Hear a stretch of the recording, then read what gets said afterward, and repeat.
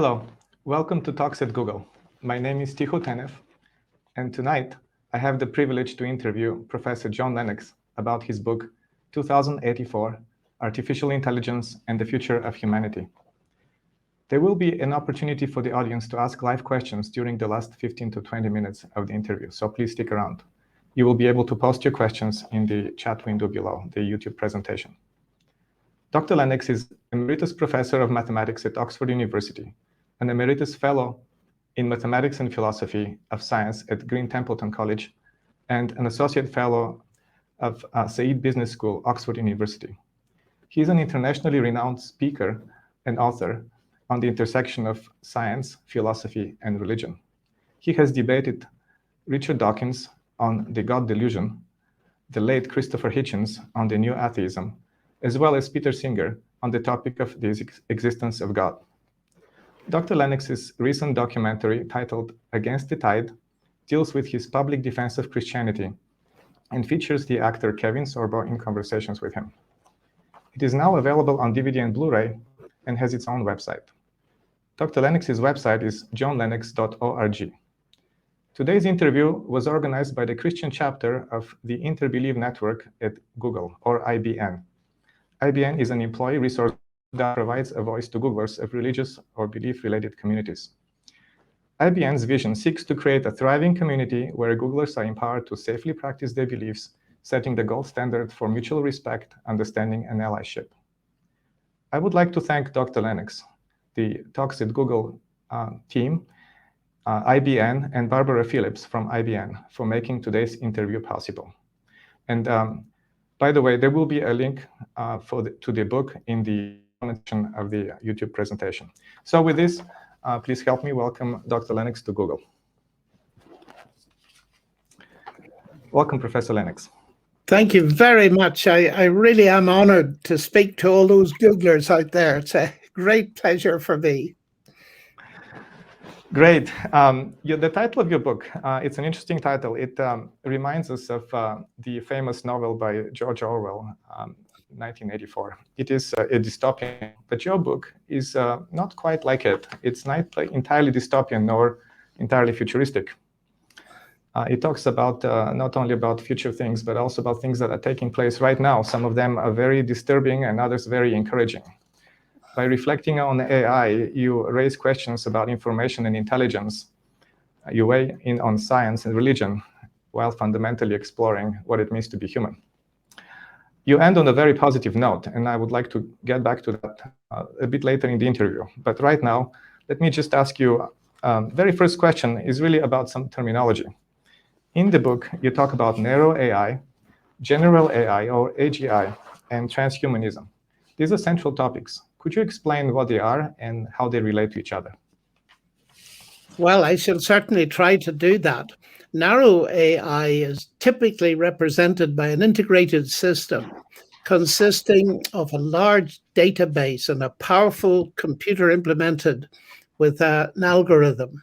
It's designed to perform a single task that normally requires human intelligence. For instance, the database could be 1 million X-ray pictures of diseased lungs.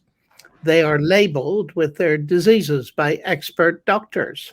Then an X-ray is taken of my lungs, and the AI system is used to rapidly look through the database and find a match for whatever disease I have. The diagnosis will probably be more accurate than what I would get at my local hospital. The important thing to realize is the system itself is not intelligent, although it has a great deal of intelligent human input. It simulates intelligence, hence artificial intelligence. And many such systems are running today with great promise of benefit. Another example of narrow AI is Google's recent success. Amazing. Using artificial intelligence to cut down the time needed to design a new chip from months to 6 hours. Now, artificial general intelligence, or AGI, is very different. The goal here is to build a system that can do everything a human can do, but much faster and better. Hence the idea of transhumanism. the desire to move beyond the human to create a super intelligence. There are two approaches to this. Firstly, enhancing existing humans by merging them with technology, as cyborgs do. Or, secondly, starting from scratch and creating an AGI that does not rely on biology, but is based on silicon, say, so that it has a much better degree of permanence than offered by an organic system.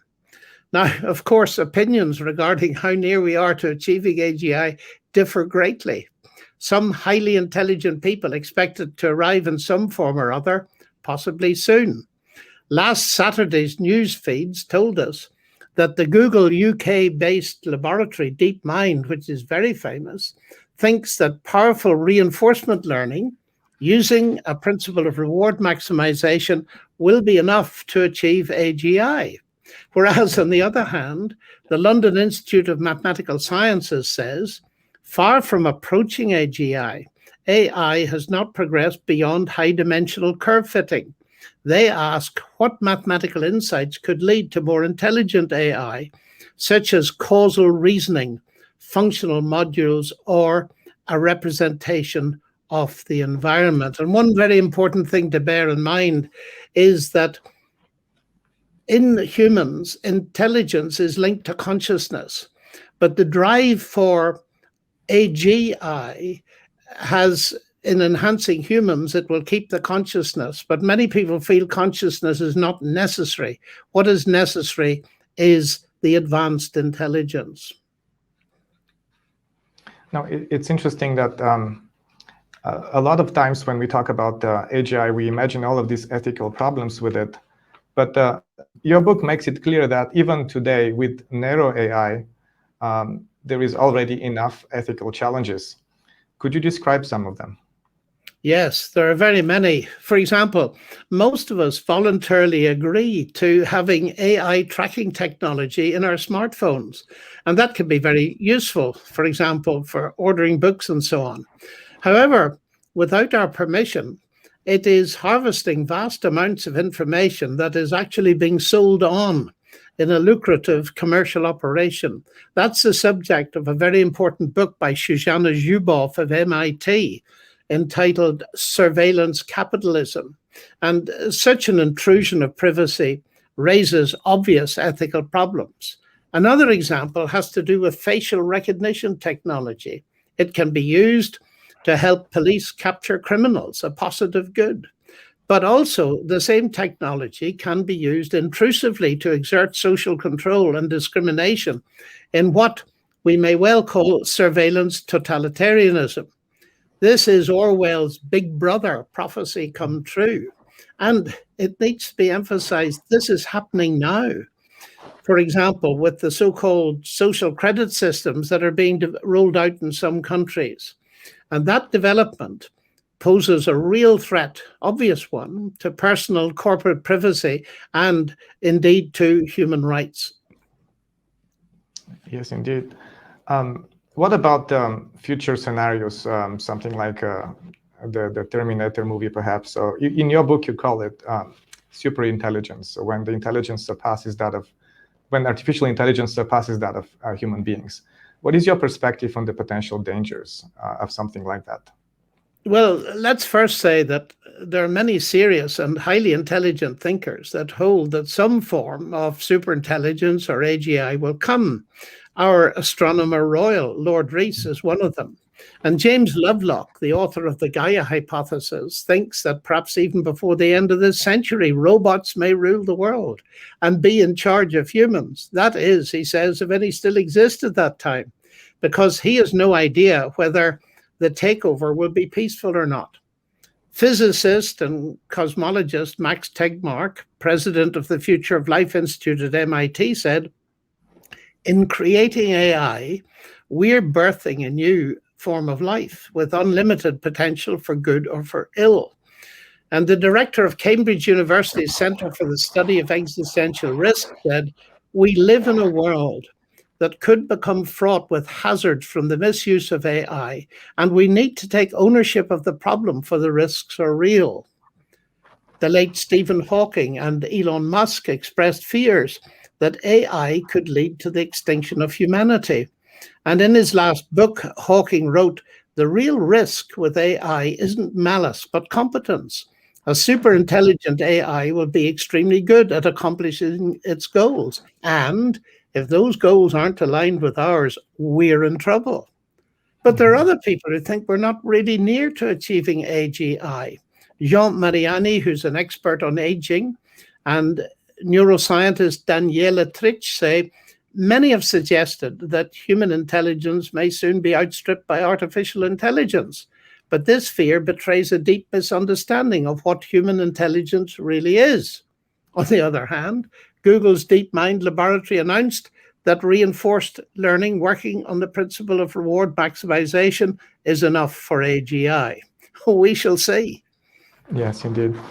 Many of us are fascinated with AI because it seems to offer a hands-on approach to answering the age-old question of what it means to be human. I am actually one of those people myself. I wanted to study AI because I felt it will help me understand what makes us tick. It also promises a means to take control of our environment and make us somehow more than what we actually are. In what ways do you think pursuing AI helps us understand what it means to be human? Well, of course, any research of this kind, in narrow AI, for instance, involves us in trying to understand the way in which human beings function at the moment and do various tasks. And so by studying them in the light of AI, that can help us know more about ourselves. And that actually works both ways. Understanding animal vision systems has given rise to all kinds of visual recognition technologies. However, the question of human identity and significance becomes much more prominent in connection with AGI. Yes. You connect the interest in AI, AGI, and transhumanism to the notion of a very, very ancient concept. Perhaps the name is not ancient, but it's called, you call it Homo Deus. But the basic idea is the desire to become godlike. What is the key idea here? What is this all about? Well, Homo Deus is simply Latin for God-man, or man who's God. And it's the title of a best-selling book on AI by Noah Yuval Harari, who's an Israeli historian. As you say, the idea of humans becoming gods is very ancient.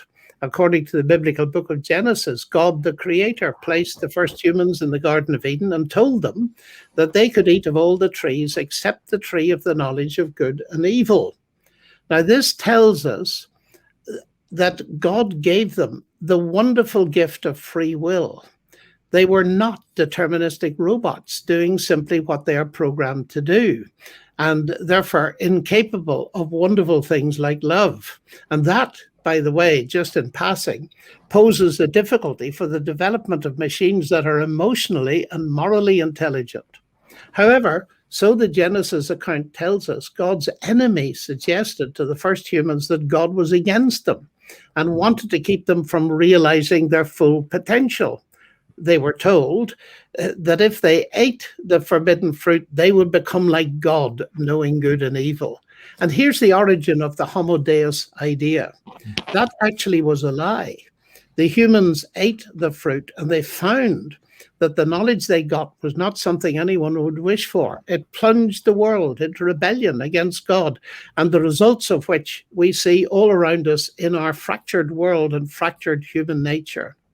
And all through history, we have seen the desire to be God manifest in megalomaniac emperors in ancient Babylon, Rome, and through history, even to recent times in my living memory. Now, what Harari tells us is this. He says, having raised humanity above the beastly level of survival struggles, we will now aim to upgrade humans into gods and turn Homo sapiens into Homo Deus. And then he adds, but think in terms of Greek gods. And how's that going to happen? He thinks by three types of engineering: biological, cyborg, and AI, pointing out that every day millions of people decide to grant their smartphone a bit more control over their lives, or they try a new and more effective antidepressant drug. In pursuit of health, happiness, and power, humans, he says, will gradually change first one of their features and then another and another until they will no longer be human. And in an interview, he added, humans are very likely to be upgraded into gods within a century or two at most. Wow. Let's shift to a slightly different topic, but very much related. You write about information as an indication of intelligence and ultimately of an intelligent creator. For example, you quote Francis Collins referring to DNA as God's language. Well, Google's mission statement is to organize the world's information. You might say that Google is in the business of information. Google is also developing AI. So these two concepts are clearly related from Google's perspective. What is your take on the relationship between information and intelligence? Well, of course, this is a concept that absolutely fascinates me as a mathematician. We basically two kinds of information: syntactic information of the kind described by Claude Shannon, and a great deal is known about that. And then there's semantic information, the kind that conveys meaning, and that is very difficult to define. Now, you refer to Francis Collins. The human genome contains a vast database of information for making human beings. DNA is a word with over 3 billion letters in a chemical alphabet, A, C, G, and T. Now, when we see any sequence of letters or symbols that have a semiotic dimension, that is, they carry meaning, even a 4-letter sign for exit, we immediately infer that its existence involves not only machine-like processes, but human intelligence. And it seems to me very clear that the language-like structure of DNA points to the existence of an intelligence external to our world, the mind of God, the Creator. In fact, one of the most important statements about this is the intriguing very first sentence in the Gospel of John in the New Testament. In the beginning was the Word, Logos, and the Word was God. All things came to exist through him. Let me put it this way. We live, it would appear, in a word-based universe, and I see science as confirming it. Absolutely. Well, this is, I have a question that I have been wondering for a long time, and I hope you can give me the answer. Just based on experience, observation, to build a complex system requires a lot of information. You may call it the design blueprints. Or you can have a very complex system that builds another complex system with little information, but the building complex system already has the information in it. So it seems to me that information has to come from somewhere to build something complex, which leads me to believe that there should be a kind of a information conservation law. Do you think we could formalize a conservation?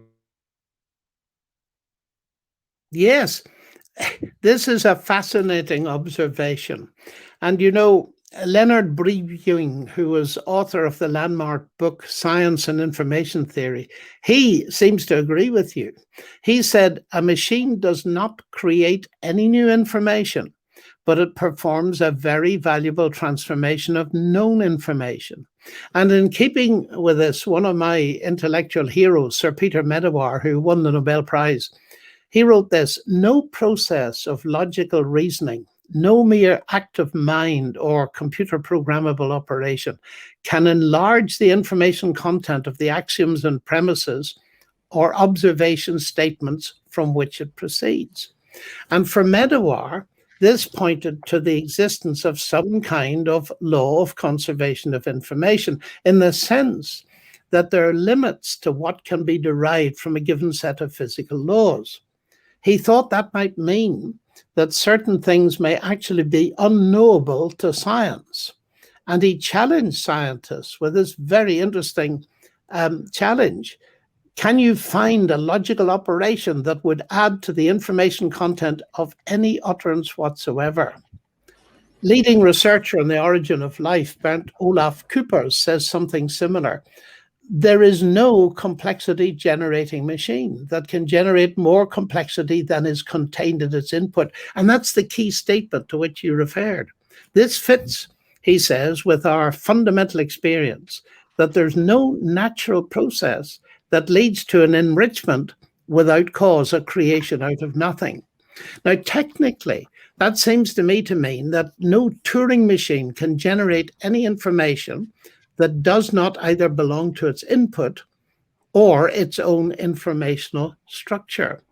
And so theoretical computer science of this kind does seem to support the idea that some kind of law of conservation of information exists, as you suggest. Now, what fascinates me about that is that it would rule out the origin of life by unguided natural processes working on raw chemistry, and therefore has huge implications for our understanding that the origin of life will involve certainly processes that can be described scientifically, but there must be an input of information from outside the system. Yes, and I would definitely like to contribute in some way, and I hope others will be interested in this topic as well. So I'm going to change topics once more so we can move on. This is, you often speak about the harmony between science and religion. Could you explain why you think that belief in God is compatible with being a scientist? Well, there's harmony, I believe, between science and some religion, but not all. And I cannot speak for other religions, but I certainly can speak for Christianity. And I find my first reason actually in the history of modern science itself. Think of the great pioneers: Galileo, Kepler, Boyle, Newton, Faraday, Clerk Maxwell. Every one of them believed in God. And that was no accident. The famous historian and philosopher of science, Sir Alfred North Whitehead, held, as put so succinctly by C.S. Lewis, that, I quote, men became scientific. Why? Because they expected law in nature, and they expected law in nature because they believed in a legislator. In other words, the faith that these scientific geniuses had in God, far from hindering their science, was the very motor that drove it. Secondly, people often think that God and science are incompatible, as they are the same kind of explanation, and so they conflict. But this is just not true. They are not the same kind of explanation, nor are they alternative explanations. Let me spell it out this way. The science explanation, roughly speaking, deals mainly with what the universe consists of and how it works, whereas the God explanation deals with the why of its origin, meaning, and purpose. And the God explanation no more conflicts with the scientific one any more than Henry Ford and automobile engineering conflict as explanations for the motor car. They are different kinds of explanation, yet both of them are necessary. Now, the idea that God and science are in essential conflict is very easily seen to be false. Let's take the Nobel Prize for Physics. It was won in different years by the Irish physicist Ernest Walton and the Scotsman Peter Higgs. What divides these men is certainly not their physics. They both won the Nobel Prize. But something does divide them, and it's their worldview. Walton was a Christian, and Higgs is an atheist. Now, let's grasp this carefully because it's a key to understanding this whole topic of science and religion. There is a conflict, a very real one, but it is not between God and science. The real conflict is between opposing worldviews, atheism and theism, and there are scientists, brilliant scientists on both sides. And that means that the question we should be asking is, which worldview fits best with science, atheism or theism? Mm-hmm. Yeah, well, I grew up in a communist country, and I was taught that religion is a means to oppress the mind and keep people in subjugation, whereas science liberates and frees thought. I still hear the same view today. What would be your succinct response to a perspective like that? Well, certainly, very sadly, some religions may well suppress scientific ideas, but not genuine Christianity, as I've just explained from a historical perspective. I have personally found Christianity mind-expanding and a great motivator for doing mathematics and science itself. Great. Well, you certainly made a very strong case that Christianity supports science. What about the other way around? Do you think atheism has a blind spot? And if so, what are the benefits of a biblical perspective? Well, I do think that atheism has a serious blind spot, and it's this. Following atheism to its logical conclusion actually undermines the rationality we need for science. I often ask scientific colleagues for fun to tell me about what they do science with. And they usually say, well, the brain or the mind. Some of them don't believe that there is such a thing as the mind. I happen to, but that's not the point. So I say, tell me the brief history of the brain with which you do science. And they tell me that the brain is the product of mindless, unguided, naturalistic processes. And I look at them and I smile and I say, and you trust it? Tell me honestly, would you trust the computer or AI system that you use every day if you knew that it was the product of mindless processes? Now, here's the interesting thing.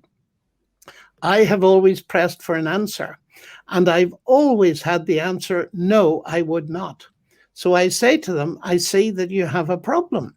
You're giving an explanation of the brain that undermines the rationality that you need, not only to do science, but to formulate any argument whatsoever, even one about the brain. The point is, as my teacher of quantum mechanics at Cambridge, Sir John Polkinghorne, said long ago, that the reduction of mental events to physical events, which is a logical corollary of atheist physicalism, destroys meaning. And I've often put it this way, that atheism not only shoots itself in the foot, that's painful, it shoots itself in the brain, and that's fatal. Mm-hmm. Now, to contrast with that, the biblical worldview asserts that there is a creator of the universe and the human mind, and that validates our rational powers, as the early pioneers of science saw. But not only that, the biblical worldview teaches that all human beings are made in the image of God, which gives us a unique value and dignity and sets the ethical foundations for civilized life and research. Science fits very well with theism and not really at all with atheism. In fact, I go as far as to say the real conflict is not between science and faith in God, it's between science and atheism. Then what would you say is the relevance of your Christian faith to the desire, the quest for superintelligence and the AGI? It is extremely relevant. And that's one of the reasons I wrote the book 2084. And the clearest answer, I think, to this is to quote Harari's agenda for the 21st century. He says there are two things that need to be done. First, solve the problem of physical immortality. And his view is that every technical problem has a technical solution, and physical death is a technical problem. We don't need to wait for the second coming, I'm quoting him, in order to overcome death. And secondly, he says, the next big agenda for the 21st century is to intensify human happiness. To do that, he says, quote, we shall need to re-engineer Homo sapiens so that it can enjoy everlasting pleasure. And we will now aim to upgrade humans into gods and turn Homo sapiens into Homo Deus. Now, my reaction to this, which may surprise some of you, is to say you're too late. You're simply too late. The problem of physical death was solved 20 centuries ago by the true Homo Deus, Jesus Christ, the man who really was God, who died and was physically raised from the dead by the power of God. He has broken the hold that death has on humanity. Transhumanism seeks to turn humans into gods, but the core message of Christianity is that there's been a movement in the opposite direction. God himself has become human. Now, this is so revolutionary that I plead with people to listen to what it has to say before they reject it out of hand. Because you see, Christ promises that everyone who hears his word and believes that God sent him will receive a new life, will not come into judgment. That's the moral issue, but has already passed from death to life. That person also enters into peace with God. And who of us is there that does not want peace? that person will receive a new joy and power to live. But there's even more to it than that. Those who seek to upgrade humans should listen carefully to the Christian scenario. It is this: that Jesus will one day return to this earth and raise from the dead all those who've trusted him. And to use contemporary AI language, he will upload them physically into a new and very real world that we know as heaven, where they will live forever exploring the wonder of God and his works. It's very interesting to me to know that the word transhuman was first used in connection not with science, but in an English translation of Dante's Paradiso, where Dante tries to imagine the resurrection of his own body, saying, "Words may not tell of that transhuman change." This is the true transhumanism. Now, of course, this all depends on Christianity being true. But as I've written in my book 2084, there's a great deal more evidence for its truth than there is for the realization of Harari's transhuman dreams. Indeed, we need to be very careful, don't we, before we start trying to re-engineer humans. Why? Because human beings are unique creations made in the image of God, making them so special that God himself became one of them as Jesus Christ. The Word became flesh and dwelt among us. Yeah, I find it really interesting and ironic at the same time that all this quest for AI, it has been answered. In fact, your book presents this development of AI and the dream of AGI in this very ancient context, but still relevant, the idea of creating a Homo Deus. And you show that there are really two paths that humanity has followed from the very beginning. One is humanity trying to become godlike by its own devices. And the other one is God actually becoming human, the second being the genuine path. And when I was reading your book, it was quite troubling to me to see what kind of society we're becoming as we follow the counterfeit path, the other path. But also, you bring a great amount of hope, telling us what we could become. In fact, what God has promised us will become if we follow the genuine path. So, in terms of AI, there are clearly potential dangers with it. But does that mean we should not do AI research? Oh, we should indeed. We should do AI research. And I'm glad you asked that question, because I would actively and do encourage bright young people with scientific minds to get into AI research.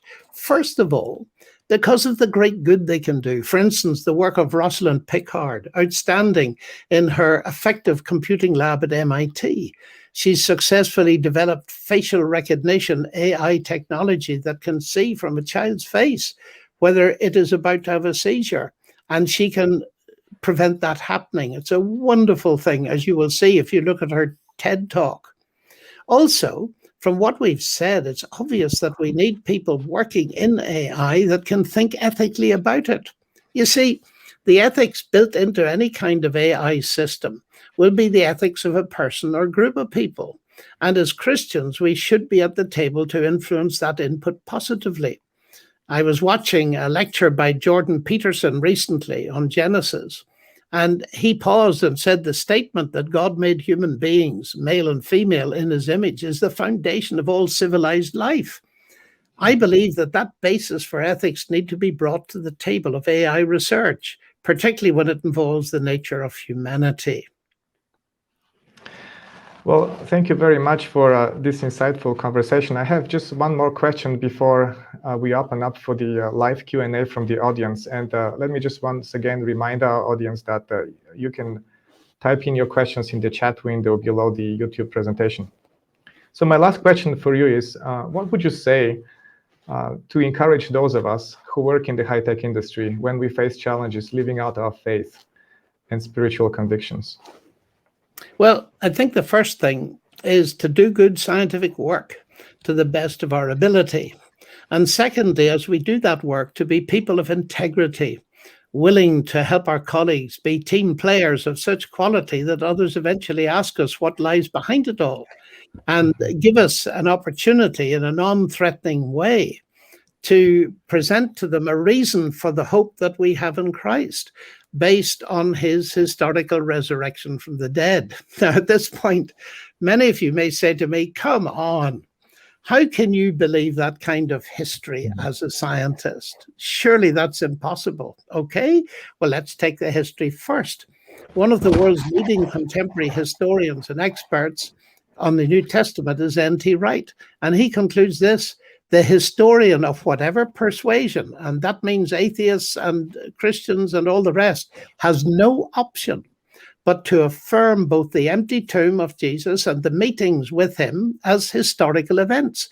I regard this conclusion as coming in the same sort of category of historical probability, so high as to be virtually certain, as the death of Augustus in AD 14 or the fall of Jerusalem in AD 70. Oh, but you say, we're scientists. He's a historian. Okay.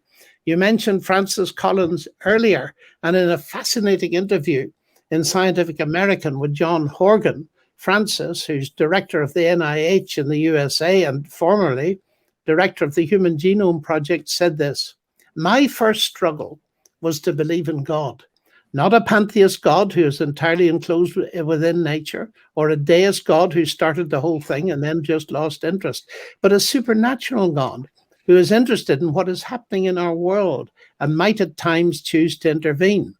My second struggle was to believe that Christ was divine, as he claimed to be.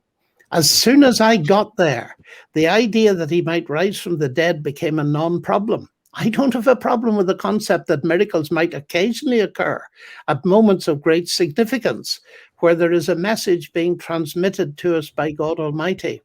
But as a scientist, I set my standards for miracles very high. And like Francis Collins, I have found that the evidence for the resurrection of Jesus satisfies those standards. And you can see more about that on my website, johnlennox.org, because that's the beginning of a big story. Thank you so much for joining us, and thanks to Tycho for a wonderful set of questions. Thank you very much. I really enjoyed this conversation with you. We actually have a few questions already queued up, and I will start with the first one. Andre is asking, Professor Lennox, thanks for the amazing talk. What role should religion play in defining the future of AI? Well, I think that the main area, and this is a very complex thing, it's very obvious to me, reading the kind of ethical research that's going on, that this is where the input needs to be put. Now, you'll find across religions, there are certain basic common agreements, say on the value of life or on honesty and integrity and so on. Those are hugely important moral principles. Without them, society would be impossible. And therefore, it seems to me that at that initial level, it's very important that we think through the implication of that common basic set of moral rules and the way in which we implement them into a computer system. For instance, in self-driving cars, here's an obvious case. You've got to program the sensors to avoid certain things. But what do? If the sensor picks up an old man crossing a road with a cart and a donkey, and the alternative is to drive into a bus queue of young children, you've got to program the ethics into that, because the computer is non-moral. The algorithm is not moral. So it must have moral base to decide on. So I think that people with religious moral convictions can and ought to get involved, because worldview really determines our moral convictions to a great extent. And therefore, we have a right to sit together and compare and give our inputs into this kind of question. Cass is asking, what are your thoughts on phenomena like black hole information paradox or non-deterministic interpretations of quantum mechanics that randomness may have a role to play in emergent information? I wish I knew more about it, but from what I can see, the key problem, and it's the one I mentioned about the origin of life, the creation of linguistic-like streams of DNA, of symbolic information. The only source that we have ever come across in terms of our empirical experience is mind. We have never come across any other source. And I find it very difficult to see that how anything, life, how it can come out of non-life, language come out of raw physics and chemistry. And if you read serious-minded physicists who've read this kind of thing, it's pretty clear to me that this problem, which was raised in 1953 when there was the Miller-Urey experiment, and they thought they'd solved the origin of life by passing electricity through a discharge tube, and they produced some amino acids, which are the basic building blocks of life. 1953 is a long time ago, and we're actually further away from the solution. What happens is that none of these scenarios, even the ones with very complicated backgrounds like quantum indeterminacy and so on, none of them, so far as I have read, and I've tried to read as much as I can, particularly recently on quantum information, can produce ab initio, without human input and human intelligent input, can produce any information. And so it corresponds exactly to the problems raised by the notion of laws of conservation of information. Now, there's a lot more work to be done on this. I've no doubt about that. Yeah, and if I could add one point here, I think in addition to just information, there has to be an intention. As far as I can tell, all information comes from some kind of intention. And yeah, I think that's absolutely right. That's a very important faction, because many people will question any level of intentionality or teleology in the universe. And often they exclude that and say that's outside science. But they don't mean that. They mean it's not true at all. And I think one great problem is, and we need to be aware of it, there's a very widespread view that science and rationality are coextensive, and that's just not true at all. But that idea that science is the only way to truth, which we call scientism, is highly dangerous. And actually, it's logically self-contradictory, because the statement, science is the only way to truth, is not a statement of science. So if it's true, it's false. Next question. Glenn is saying, Professor Lennox, thank you for this wonderful talk. Where do you draw the line between God's creative work in Genesis 1 and evolutionary science?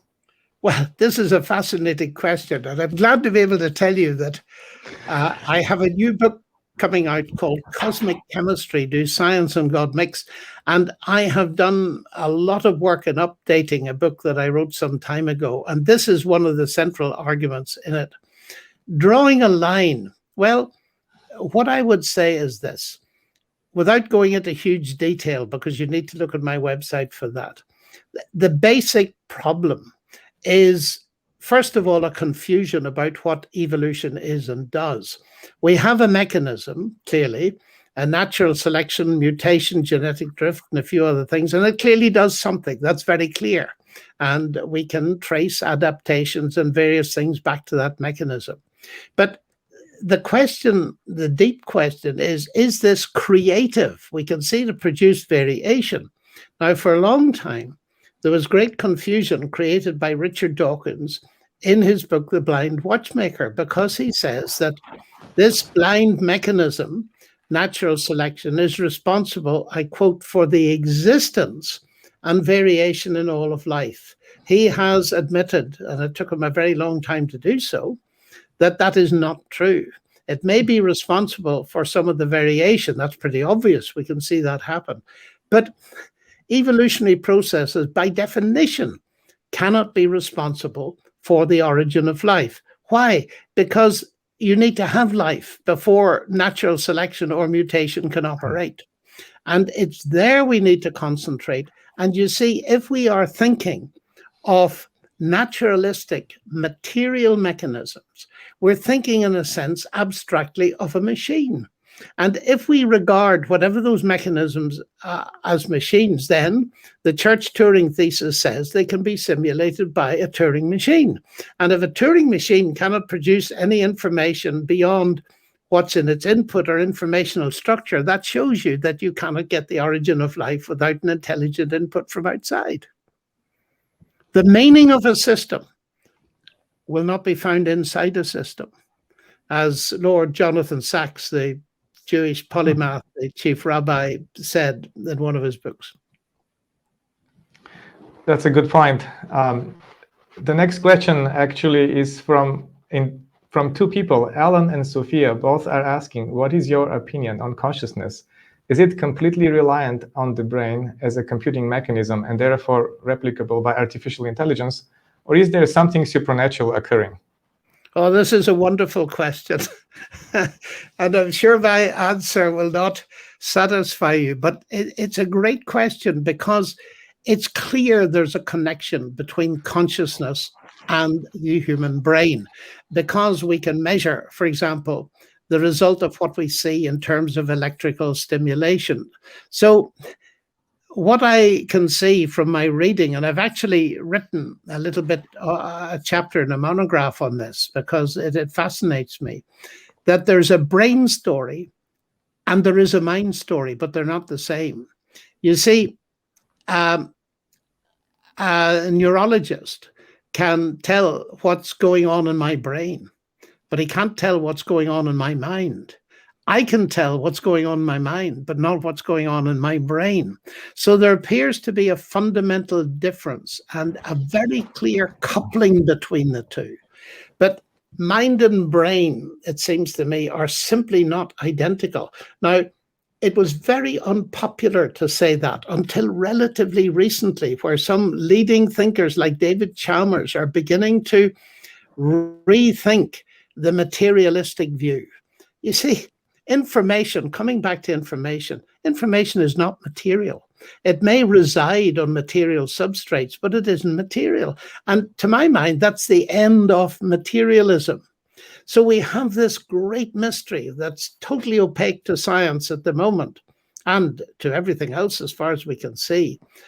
What is consciousness? Nobody knows what it is. And if you say, will AI be ever able to simulate it? Well, first of all, you'll have to know what it is before you can move in that direction.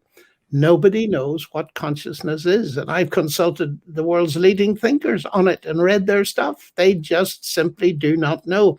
And that's why I said earlier in the talk that this quest for artificial intelligence, AGI, some people are saying we don't need to be concerned about replicating consciousness. We may not be able to do that. It doesn't matter. What we need is more and more intelligence. We don't need awareness. But of course, that means that we'll never replicate anything like a human being. So it's a great question to think about. Yeah, related to what we have been just discussing, John Baumgartner is asking, since language is simply encoded meaning and meaning is non-material, is there any rational basis for concluding that matter, either in biology or silicon, can possibly generate linguistic messages? No, I just don't think there is. And actually, that relates to part of the preceding question that says, is there something supernatural about the mind? Now, this is a very interesting question. And the best writer on this topic, I believe, is C.S. Lewis, because he pointed out that if you take a naturalistic explanation of the mind, as I mentioned earlier, you reduce the mind to physics and chemistry and you destroy all meaning. So if a naturalistic explanation, a physicalist explanation of mind destroys all meaning, and we know that we have meaning and we can see meaning and so on, that means that the mind itself has a non-naturalistic dimension. In other words, it has a supernaturalistic dimension. I would put it this way. You might find this very provocative. I don't need to start with the resurrection of Jesus and his miracles to see that there is a supernatural dimension. I start with myself. I start with you. And I believe that part of the fact that we're made in the image of God is that we have a real supernatural dimension inside of us, so to speak, connected with our physiological and material substrates, but not identical with it. And that is a thing that needs to be explored. And of course, the mystery of consciousness sits right in the center of it. And perhaps with some more math, we can work it out. Or maybe not. Misha Nemilov is asking, could you possibly expand on the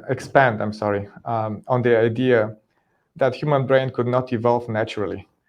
There are many examples of simple models and laws producing complex behavior, game of life, three-body problem, neural networks, and Misha had a corrected, he had an expanded answer. Yes, there you go. Yes, of course. There are fascinating models. There's theory of emergence, self-organizing systems, and all this kind of thing. The trouble is that none of these they do produce complex behaviors, but they don't produce linguistically complex sentences. And that's a key difference. You see, complexity is one thing, but linguistic complexity is a completely different thing. A stone or a rock is immensely complex, but it's not linguistically complex. And I think it's so important to distinguish these two things, because we have plenty of mechanisms and explanations for various kinds of complexity, and they are fascinating. Watch a crystal forming, for instance, and crystals can be extremely complex. But linguistic-like complexity, such as we find in DNA and in words in general, doesn't come from those systems. And I've tried very hard to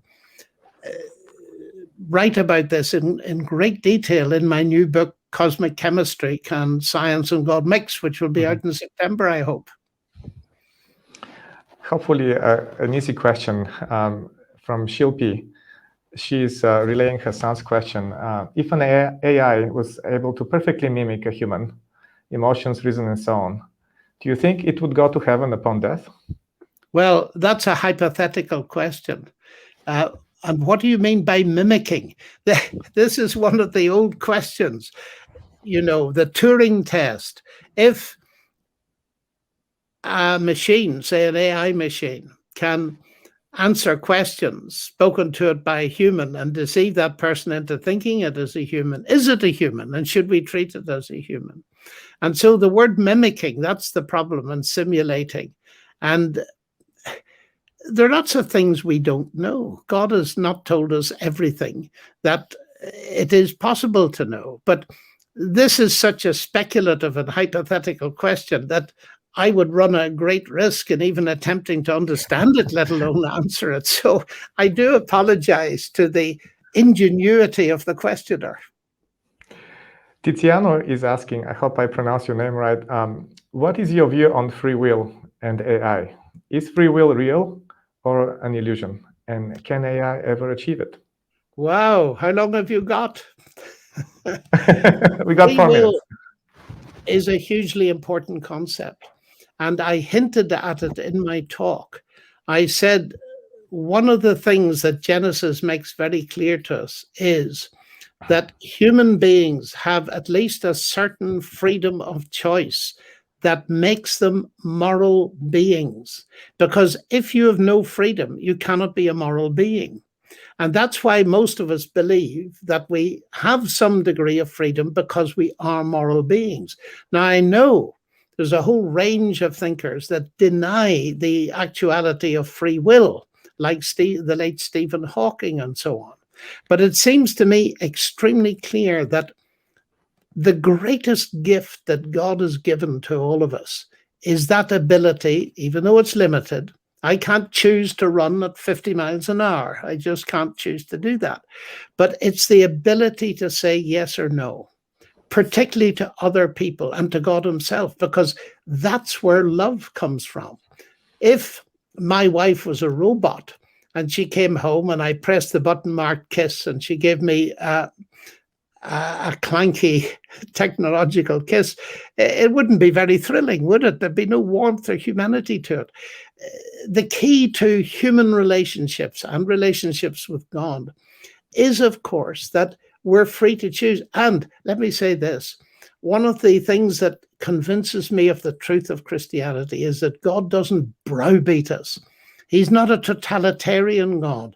He gives us free choice. He sends his Son into the world who shows us what the love of God is by his dying and rising again. But if we choose to ignore him, he loves us so much he'll accept that, even though it pains him. That's one of the wonderful things about it, that our relationship with God crucially depends on us having that certain degree of freedom. Now, if you're not satisfied with that, I've written a big book on it. I'm sorry to tell you. It's called Determined to Believe, ? And you can find me in there wrestling with all these questions and the various biblical statements about them.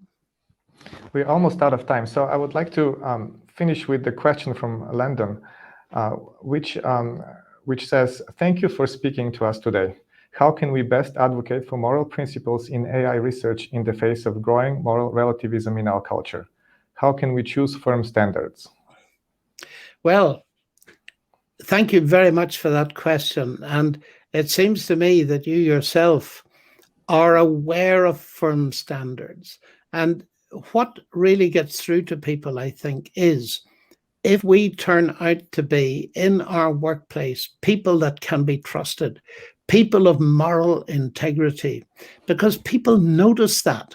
One of the things in our culture that is at a great premium is the matter of trust. And we have to have so many lawyers and such great difficulty because people cannot be trusted. So I feel we need to start with ourselves and decide what basic moral principles we are committed to. The 10 Commandments is a very good place to start, and the teaching of Jesus and the apostles in the New Testament.